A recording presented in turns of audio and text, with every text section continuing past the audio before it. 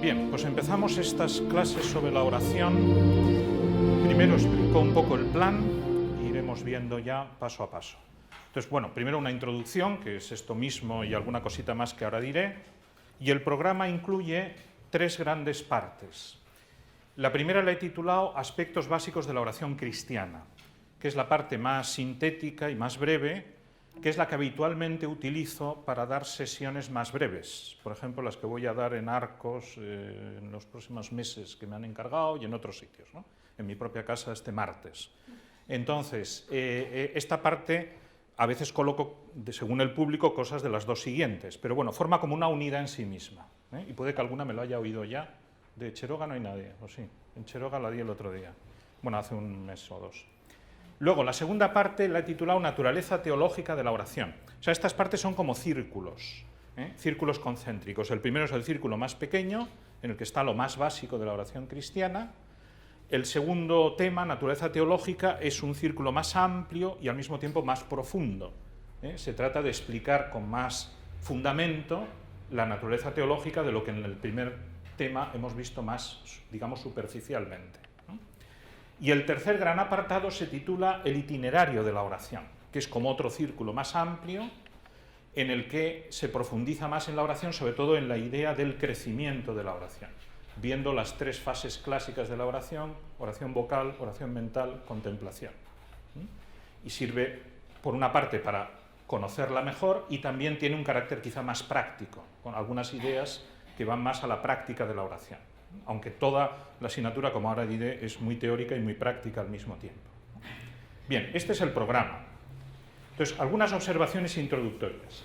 Bueno, esta asignatura tiene sobre todo una gran ventaja, como he puesto aquí, que es, me parece a mí, la materia teológica con más repercusión personal.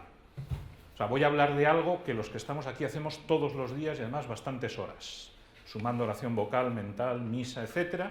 Rezamos mucho, ¿no? Es decir, es algo muy conocido y espero y confío que, como en otros cursos que he ido dando en estos años, nos ayude a todos, empezando por mí mismo, a mejorar nuestra oración.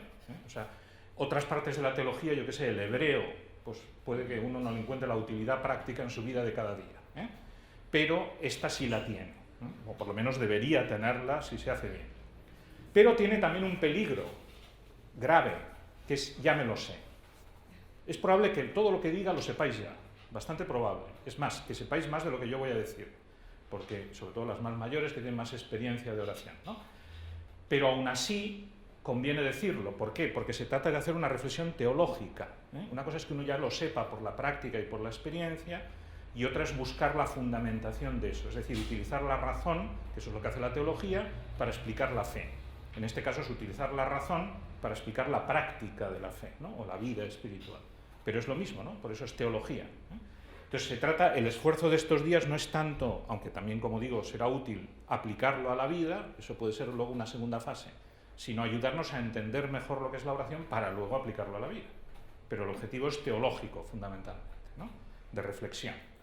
Bien, en el contexto de la teología, brevemente, ¿cómo se sitúa este tema?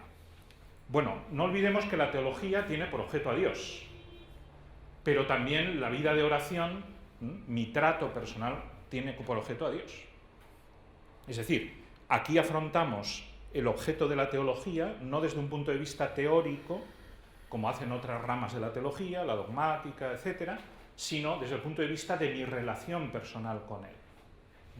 De hecho, tradicionalmente, y esto es importante, la palabra teología se usaba hasta el siglo XVII, prácticamente, para indicar la sabiduría de Dios, no el razonamiento o la ciencia de Dios.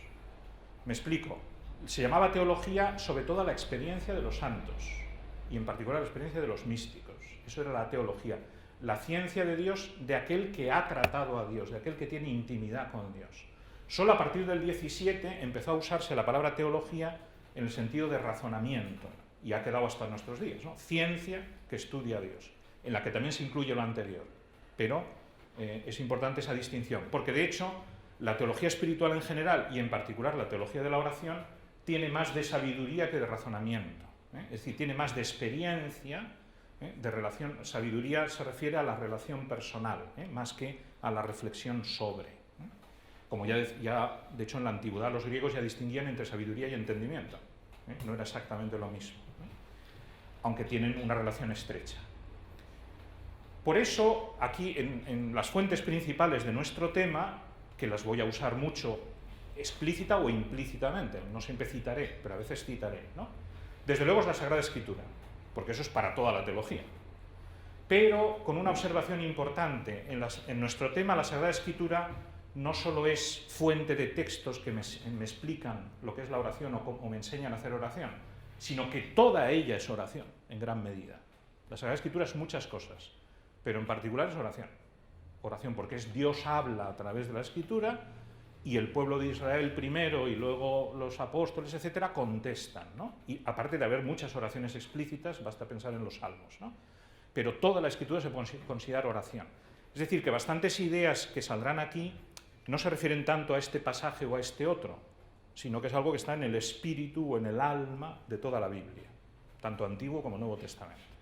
Pero bueno, algunos textos iremos citando oportunamente. Luego, otra fuente principal de toda esta reflexión son los santos, la vida y la enseñanza de los santos.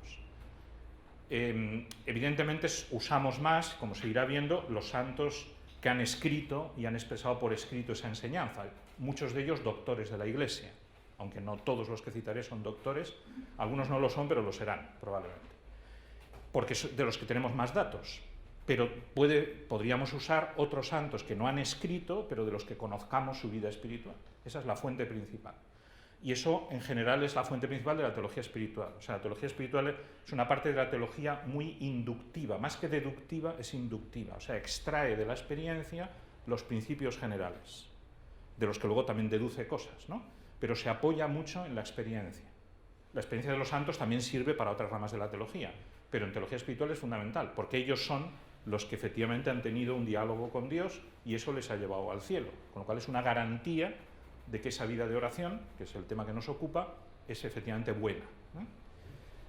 Y después, también me interesa aclarar que, tal como yo lo planteo, porque otros colegas míos no hacen esto, yo lo que busco es encontrar lo más común y universal, siempre en teología espiritual, pero en particular en este tema.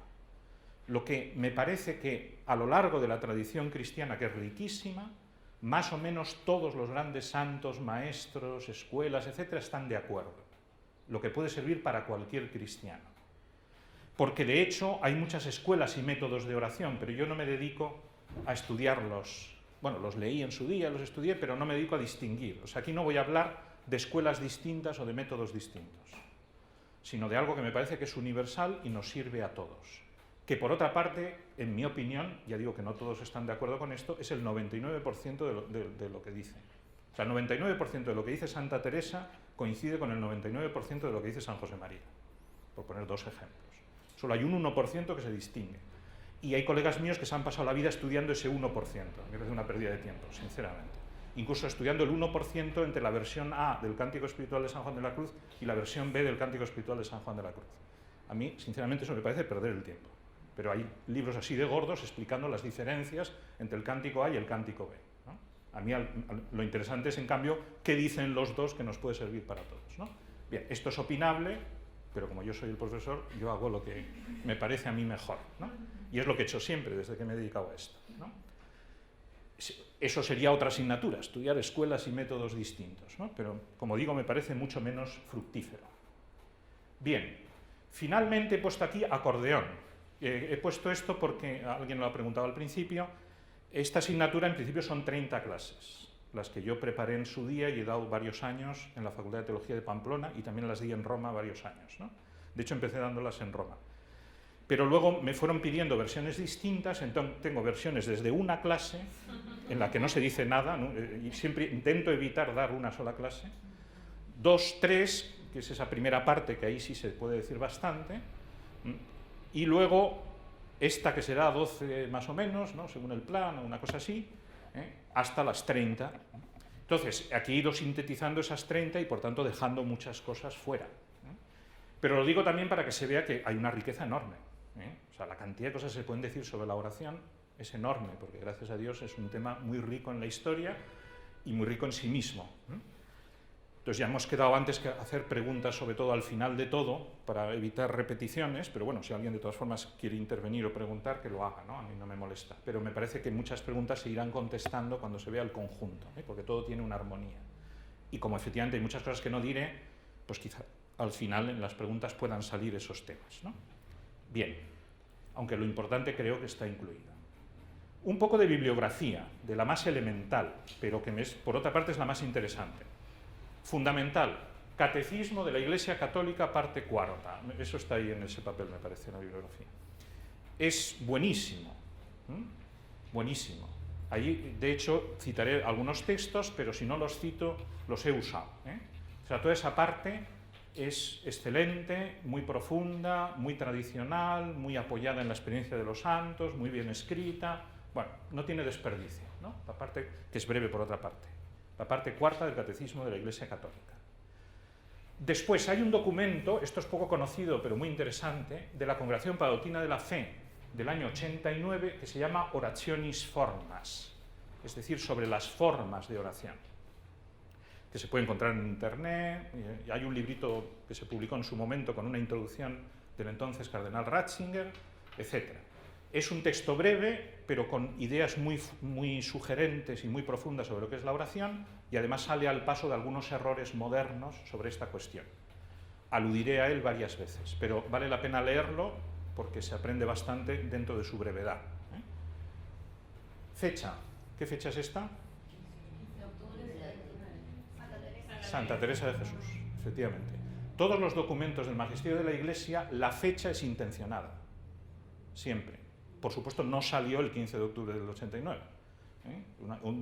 Una es la fecha del documento y otra es el día que sale. Suele ser por esos días. Y se hizo adrede porque Santa Teresa es la gran maestra de oración tradicional. O sea, esa fecha está puesta con intención. Bien, tercera fuente importante, una serie de catequesis que durante 2 años, 2011-2012, dio el Papa Benedicto XVI, estas catequesis de los miércoles, que fueron todas ellas sobre la oración.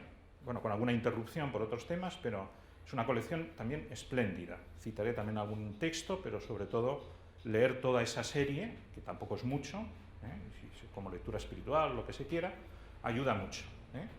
Hay enseñanzas bastantes de los otros papas recientes, etcétera, ¿no? Pero digamos, más sistemático es este conjunto.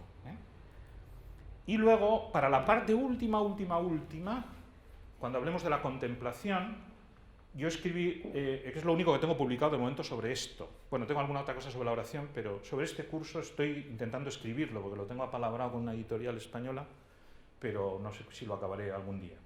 Pero de momento sí que está publicado este artículo que se llama Mística en el Diccionario de Teología de nuestra facultad de Pamplona, dirigido por César Izquierdo y Jutta Burgas, que en parte descanse. Entonces la voz mística la usaré para la última parte. Es fácil encontrarla por ahí, pero si no, la puedo dar porque la tengo en el ordenador, ¿no? Como eso será el último día, ya intentaré traerla o darla el próximo día para que, si alguien quiere leerla, que la lea. Entonces ahí estará explicado lo último, la oración contemplativa. Bueno, esto es un poquito, bueno, no es muy largo, pero bueno, seguramente lo sintetizaré, ¿no? Lo reduciré. Bien, esto en cuanto a bibliografía. Hay muchísimas otras libros, enciclopedias, lo que se quiera, ¿no? Pero me parece que con esto, que no es largo, nada de esto, es lo más interesante y es lo que yo he preparado. Bueno, desde hace un par de años, para amenizar estas clases, y más aquí, que van a ser un poco intensas, tarde de sábado, de domingo, que no es el día más apetecible, ¿verdad?, he introducido un subsidio pedagógico, que en el fondo es